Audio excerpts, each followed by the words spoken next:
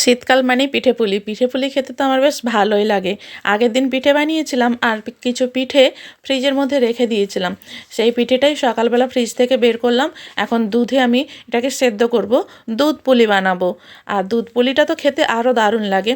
এই রসগোল্লার ক্যানটা Indian store থেকে কিনে এনেছিলাম মেয়ের জন্মদিনের সময়। তারপরে তারই 2টো ক্যান এনেছিলাম। একটা ক্যান খাওয়া হয়েছে আর একটা ক্যান ফ্রিজে ছিল। তাই মিষ্টির রসটা অনেকটাই ছিল। আমি এটা দিয়ে ভাবলাম যে একটু আজকে দুধ পুলি বানিয়ে ফেলি। একটু গুঁড়ো দুধ দিয়েছি আর অল্প একটু নারকেল দিয়েছিলাম। এখন গুঁড়ো দুধটা দেওয়ার পর আমি ভালো করে মিষ্টির রসটাকে ফুটিয়ে নেব। আর দুধটা ভালো করে ফুটে গেলে তারপর এর মধ্যে আমি পিঠেগুলোকে দেব। মাত্র কয়েকটাই পিঠে ছিল, বেশিরভাগ পিঠে খাওয়াই হয়ে গেছে আগের দিন। আর এই কয়েকটা পিঠে তাই আজকে একটু দুধ পুলি বানিয়ে নেব। আর দুধটা ফুটে গেছে, এখন আমি পিঠেগুলো সব দিয়ে দিচ্ছি।